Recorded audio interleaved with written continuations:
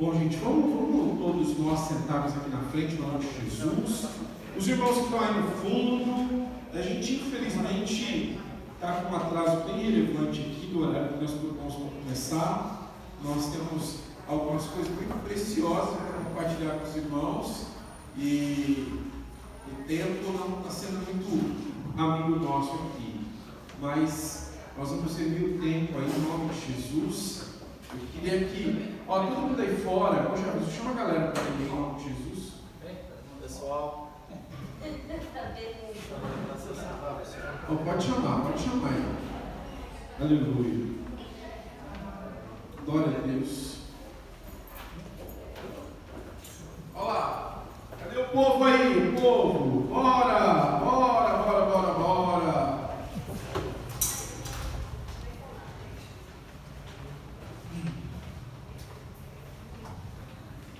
Bom, gente, vamos lá. Eu tô vendo gente aí fora aí, hein?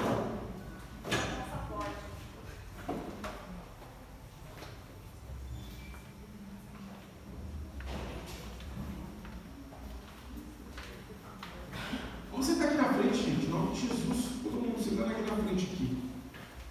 Hoje nós propomos no nosso coração vir aqui servir os irmãos e graças a Deus eu sou muito bem rodeado de pessoas que têm o mesmo coração. Então,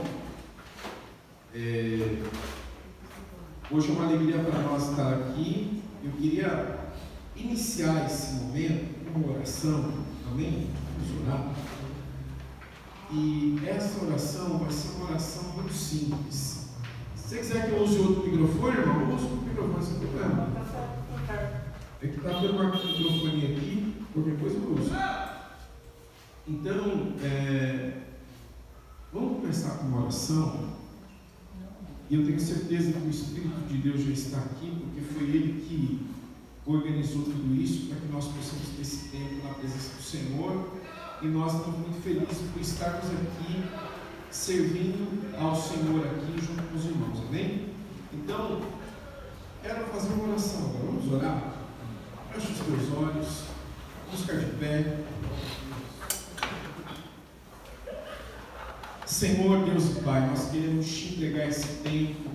Vem, Senhor, e fala conosco. Meu Deus, em nome de Jesus, que o teu Espírito, Senhor, possa vir sobre nós nessa noite, Senhor.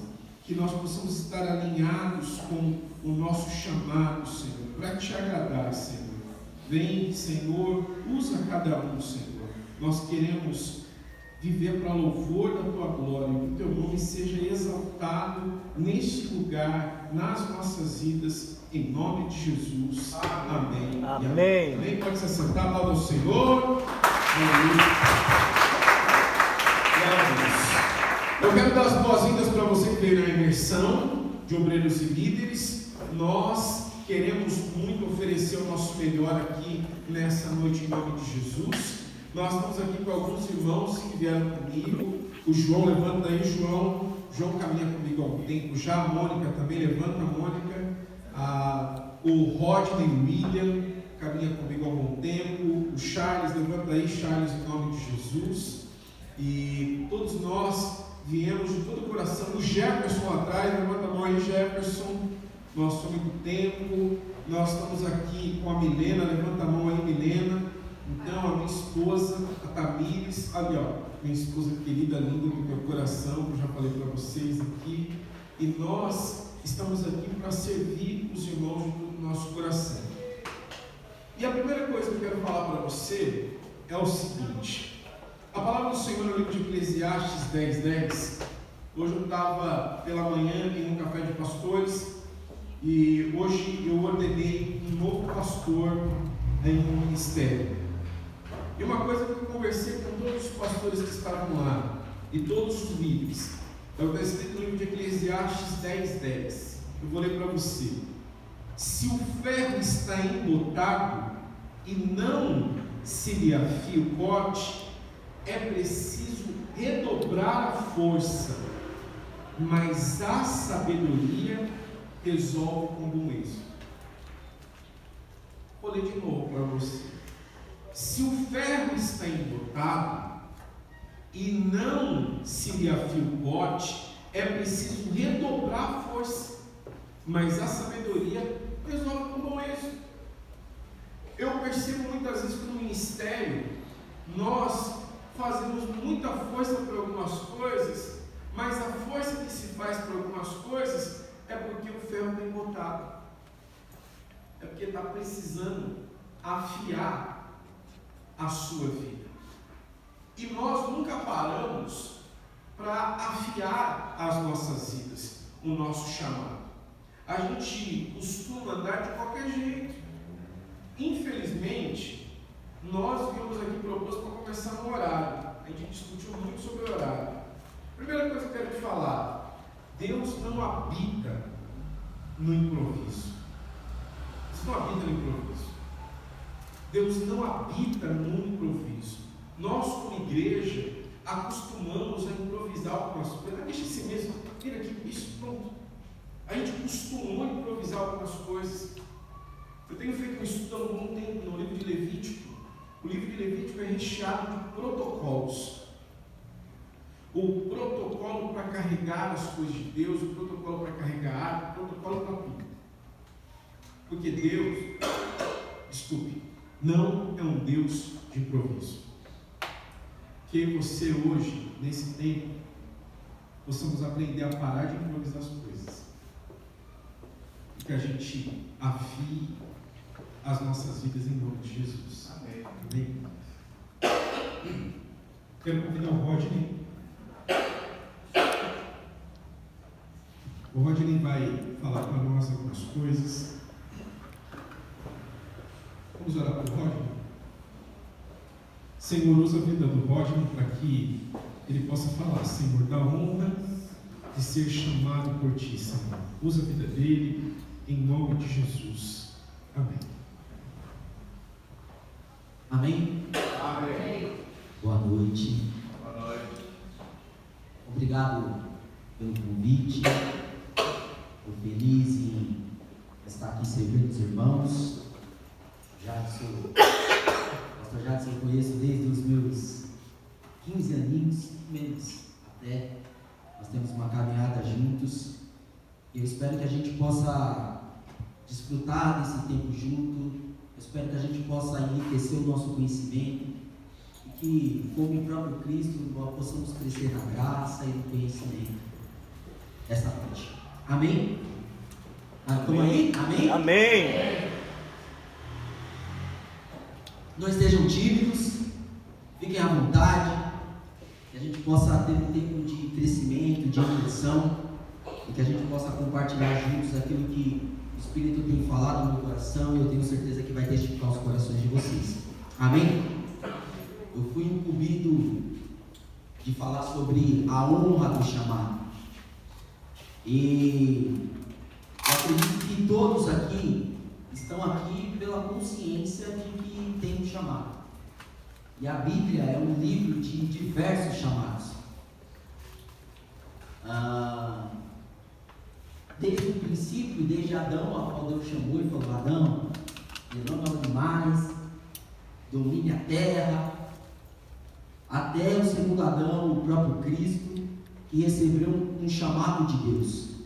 Queria compartilhar, antes de a gente falar dessa honra, do que nós estamos recebendo, queria compartilhar 2 versículos bíblicos, baseado naquilo que está na nossa fé, tá?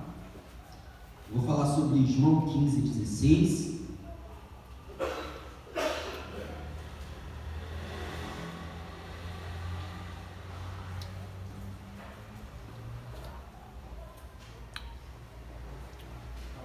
Acho que nós estamos falando de pastores e líderes. Talvez eu falei João 15:16, ou seja, na sua cabeça por isso aí, não precisa nem abrir a Bíblia, que essa daí eu sei de cor.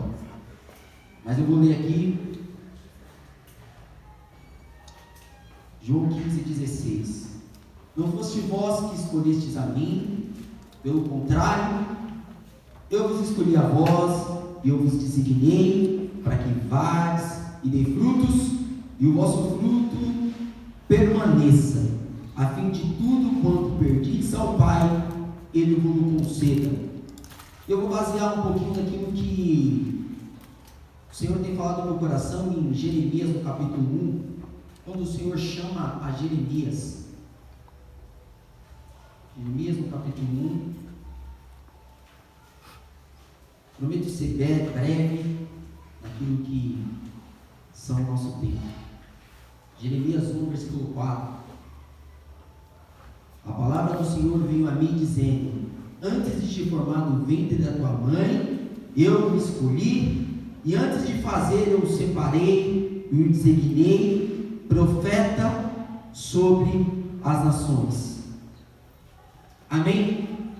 Amém. O texto que diz que antes que eu te formasse, te conheci, e antes de saísse da madre, eu te consagrei e te constituí profeta sobre as nações.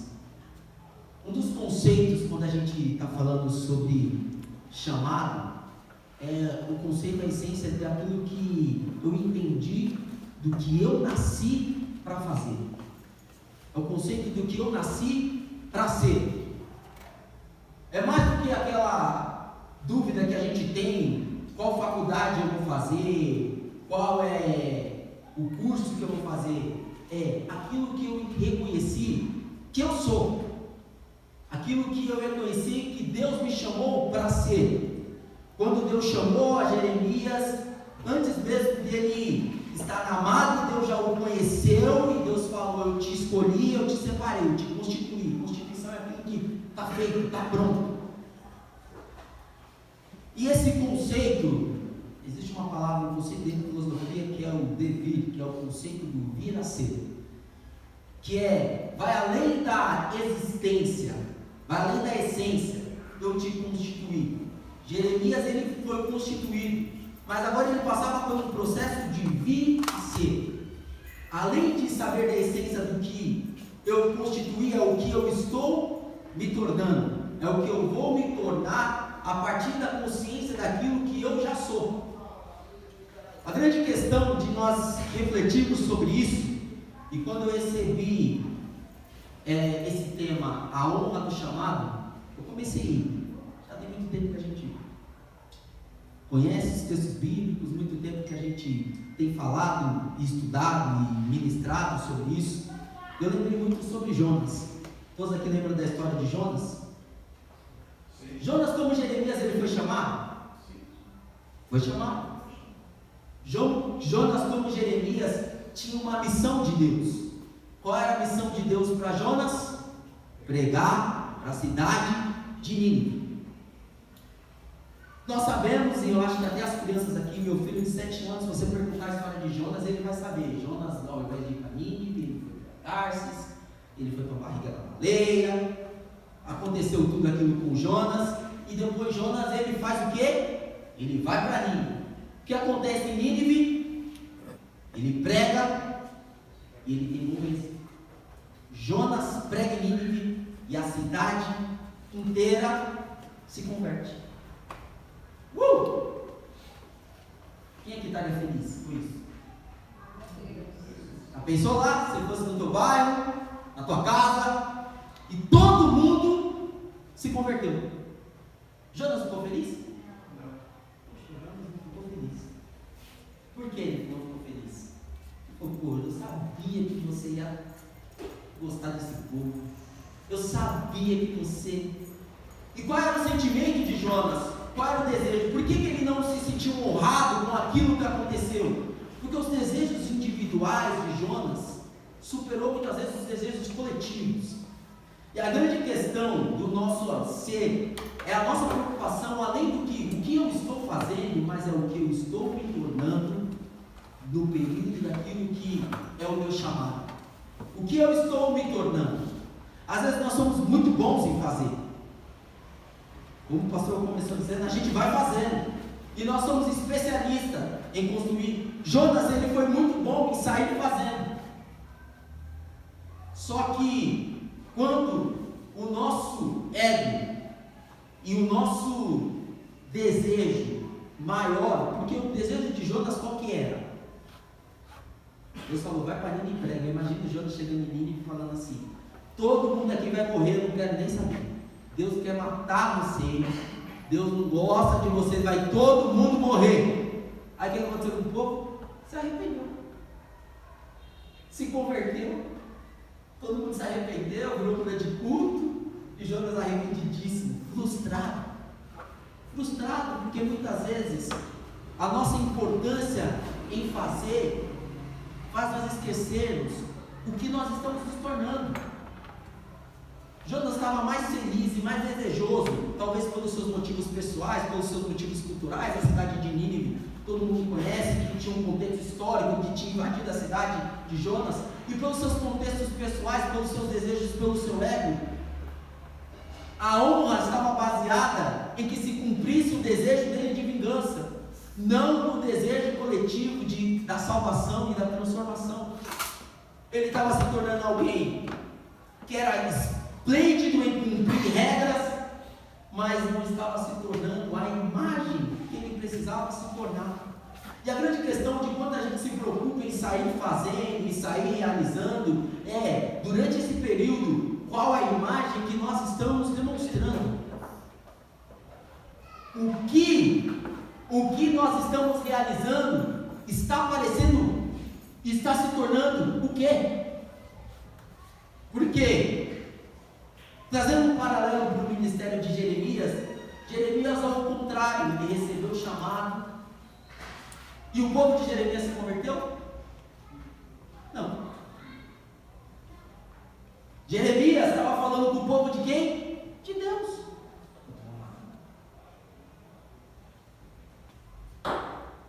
Jeremias estava falando com o povo de Deus. Olha que maravilha, bem mais fácil, não é não?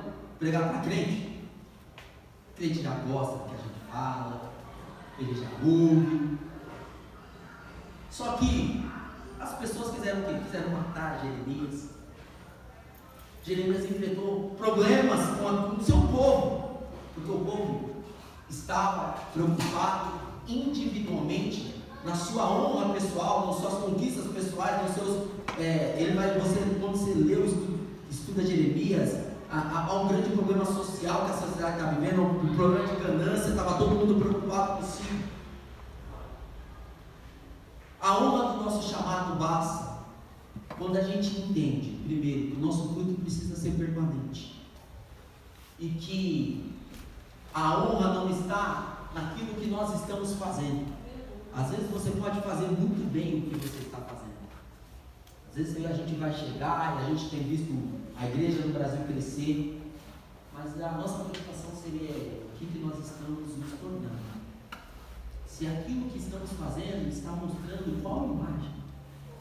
Se é uma boa imagem da religião ou se nós estamos mostrando a imagem do Pai. Se as pessoas que chegam até nós conseguem se achegar a Deus mais do que muitas vezes a religião. E esse desafio que está dentro de nós passa muito por aquilo que é a consciência de continuar fazendo o bem. Gálatas 6,9 diz: não nos cansemos de fazer o bem, e ao seu tempo colheremos, se não desfalecermos. Se nós tivermos essa consciência de que esse fruto permanente é de continuar nos tornando a imagem que nós precisamos nos tornar, o fazer vai ser o reflexo de quem nós somos. Quando Jeremias foi chamado, eu te constituí, eu te consagrei, ele precisou se tornar. Jesus, ele já sabia que era o Filho de Deus, mas ele precisou cumprir o propósito, se tornar aquilo que Deus te chamou para ser. A honra do chamado é você se tornar aquilo que Deus te chamou para ser. Quando você entende isso, você está no sábado, reunido com os seus irmãos, não decepcionado porque você queria estar em outro lugar, mas você tem consciência de quem você é. Você tem consciência daquilo que Deus te chamou para ser. E aí quando você realiza o seu chamado, você realiza e você tem honra, você tem alegria naquilo que você está fazendo, porque você chegou a ser, você buscou ao devido, se tornou a imagem que Deus precisava na terra. se tornou a imagem que o teu filho precisava, a imagem que o nosso ministério precisava, a imagem daquilo que nós fomos chamados para ser. O nosso grande desafio vai além de fazermos algo bem feito. Amém. O nosso grande desafio vai além de sairmos fazendo, executando. O nosso desafio é nos tornar aquilo que o Senhor nos chamou para ser. Quando a gente olha para a vida de todos aqueles que foram chamados, e a gente olha para a vida de Samuel, inclusive, que desde o começo ele ouviu da sua mãe, provavelmente, que ele tinha um chamado de Deus. Só que, quando ele teve as suas experiências com Deus, quando ele se desenvolveu e aí ele se tornou profeta.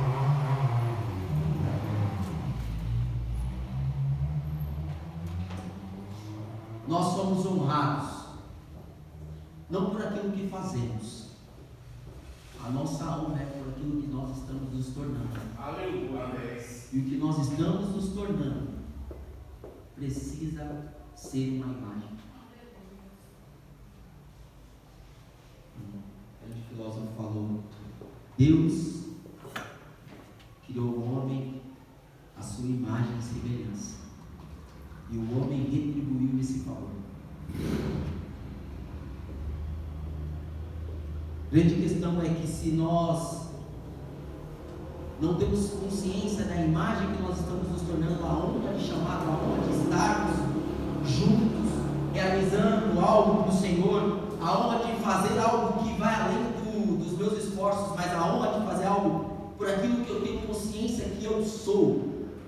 Eu não faço mais porque eu estou simplesmente fazendo. Eu não faço mais porque eu tenho que fazer alguma coisa, porque é minha obrigação, porque eu preciso estar todo domingo, porque é minha responsabilidade. Eu faço porque eu tenho consciência de quem eu sou e porque eu tenho consciência de quem eu estou me tornando, e principalmente porque eu tenho uma imagem que reflete. Chegaram para Jesus e perguntaram para Jesus: Jesus, mostre-nos o Pai. E o que Jesus respondeu para ele?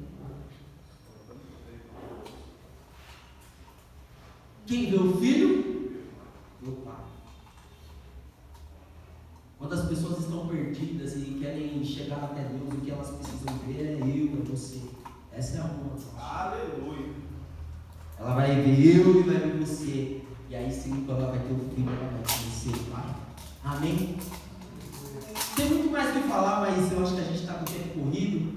Quero agradecer os irmãos pela paciência, agradecer por me ouvir, e que a gente possa, durante essa noite, desfrutar ainda mais daquilo que o Espírito Santo está querendo nos impelir, daquilo que Ele está querendo nos motivar, daquilo que Ele está querendo construir dentro de nós, para que esse seja mais um passo de Deus, para que possamos nos tornar a cada dia a imagem do chamado, da vocação que Ele nos chamou para ser. Amém? Amém? Obrigado, meus irmãos.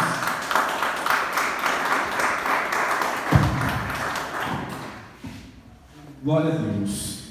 Eu acredito muito que, como há uma frase muito antiga de Moody, não sei se vocês conhecem o grande teólogo Moody, que ele fala, né, de 100 homens, um lerá a Bíblia, 99 vão ler o cristão, vão ler você. E o que as pessoas estão lendo em nós? O que as pessoas estão lendo em nós? De 100 homens, um lerá a Bíblia, 99 vai ler o cristão. O que as pessoas estão lendo em você? Até o apóstolo Paulo fala que nós somos as cartas vivas. Aleluia! Amém. Se a carta viva de Cristo na terra, irmão. Amém. Mas o que as pessoas estão lendo na tua vida? Que eu e você possamos compreender que precisamos corresponder a Eu acho que quando nós correspondemos a essa expectativa de Deus em nós, nós tornamos a resposta para Deus. E tem muita resposta que você precisa. Quem precisa de resposta? Levanta a mão. Eu preciso de resposta. Sabe por que você não tem resposta? Porque você não há resposta. Porque só tem resposta quem é resposta. E que eu e você possamos compreender e ser a resposta de Deus nessa terra, em nome de Jesus. Amém. Amém? Diga assim: eu carregarei a resposta de Deus. Amém? Feche os teus olhos, Senhor, te agradecemos, Pai, que possamos honrar o nosso chamado, Senhor, que possamos, em nome de Jesus, viver, Senhor, essa dimensão de honrar as expectativas que o Senhor tem a nosso respeito, Senhor, em nome de Jesus. Amém. Quero convidar o Charles Araújo. O Charles, nós acabamos de dar um treinamento na igreja, nós falamos sobre Apocalipse, gente. Demos um seminário lá na igreja de Apocalipse. Um monte de gente ficou com medo, né, Charles? Ficaram com medo. Deu até vontade de falar: quem é salvo e tem certeza diz amém. Porque todo mundo ficou preocupado lá. Charles, Deus abençoe, que o Senhor te use grandemente em nome de Jesus.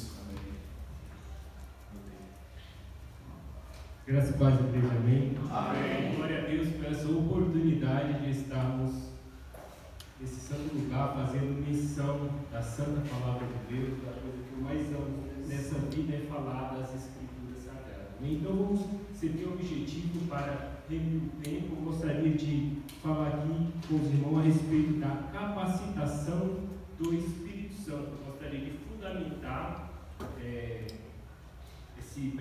essa breve explanação em Efésios. Gostaria que o irmão colocasse aí no telão. Vamos ler junto aos Efésios, Atos dos Apóstolos, capítulo de número 1, versículo de número 8. Efésios já estava de tanto ler várias passagens, você fica uns automáticos na cabeça, né? Graças a Deus é uma sequela bem positiva. Todo cristão tem que ter essa vida constante em ler a Bíblia, estudar a Bíblia, como a Bíblia desde a adolescência. Já li 8 vezes e eu me considero meio medíocre no estudo da palavra. Preciso ler mais umas 8 vezes, daqui 10 anos, depois mais, até chegar no final da vida. Eu pretendo ler umas 50 vezes. Amém? Atos dos Apóstolos diz assim: mas vocês receberão poder ao descer sobre vocês o Espírito Santo. Até aí basta. Igreja, nós fomos chamados e capacitados pelo Espírito Santo de Deus. Eu gostaria de iniciar fazendo essa afirmação, essa convicção. Eu tenho total convicção do meu chamado. Total. O Senhor um dia me deu o episcopado. Essa convicção eu tenho total. Por mais que você demore, sei lá, alguns anos para oficialmente uma denominação reconhecer isso em você, isso é um fator bem natural de acontecer, né?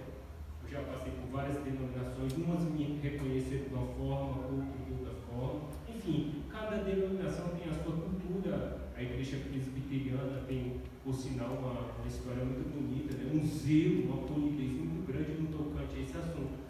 Mas, porém, contudo e todavia, quem capacita o homem para fazer a obra é o Espírito Santo de Deus. Aleluia. É isso que importa, independentemente da igreja pela qual você faz parte, ela te deu algum rótulo ou não. Você já está habilitado pelo Espírito Santo de Deus para cumprir o ID do Senhor nessa terra.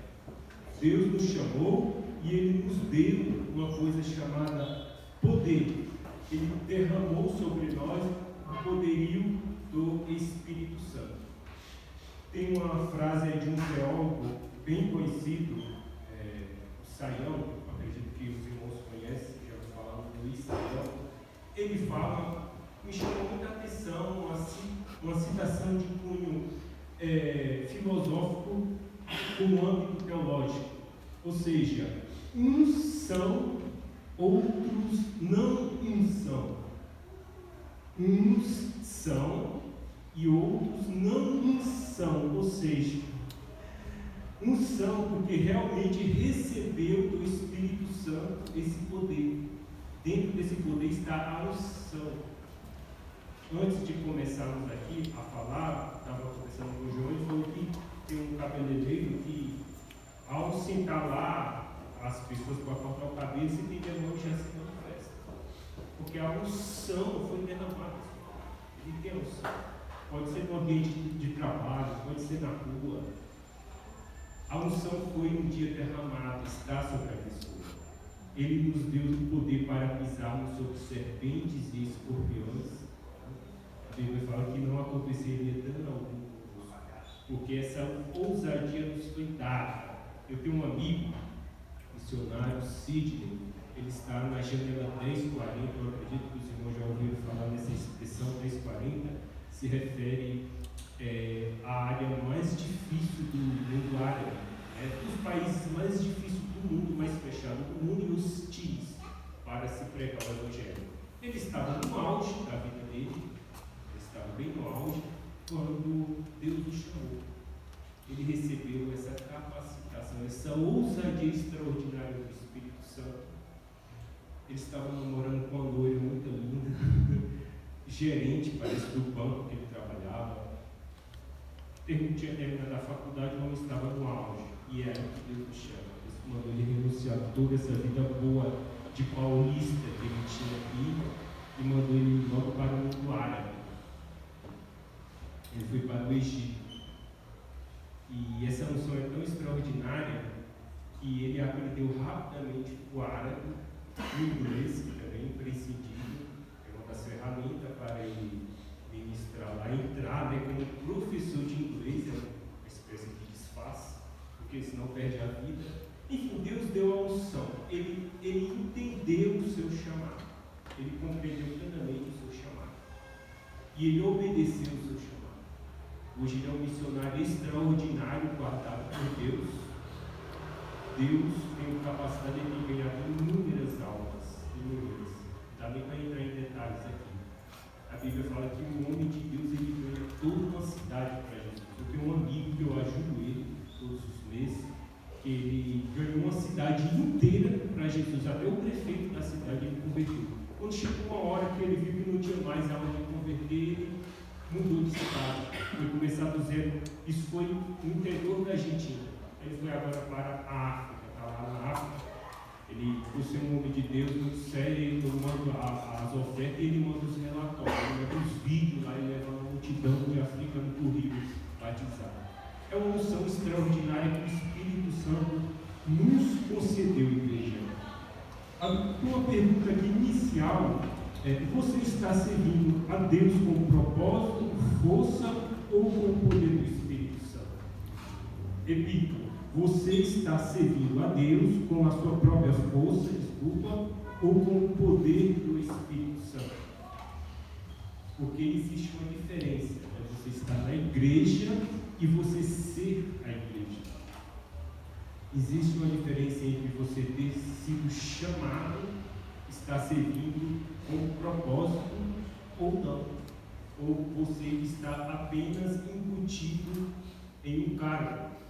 Eu não estou querendo ser aqui irônico, mas tenho que falar abertamente, isso faz parte da minha personalidade. Tem pessoas que estão em cargos eclesiásticos porque são filhos de pastores influentes, genros de pastores influentes, são netos de pastores influentes, cunhados e assim sucessivamente. Outros porque o dízimo é extraordinário, o camarada é muito poderoso, enfim, tem várias coisas que eu já vi durante toda a minha vida ministerial. Tenho 21 anos já como obreiro da casa do Senhor, já vi de tudo. Eu não estou aqui ironizando porque eu conheço filho de pastor que realmente recebeu um episcopado. Pastor Hélio, uma bênção, dirigiu várias igrejas, agora está dirigindo uma lá em Washington. Uma coisa tremenda. E o irmão dele, o pai dele não o consagrou, porque o pai dele viu que ele tinha realmente o dom. Então existem exceções, mas só que nós conhecemos aí na caminhada vários obreiros que não tinham esse chamado. Deus, ele te chamou e você tem que ter essa convicção do seu chamado.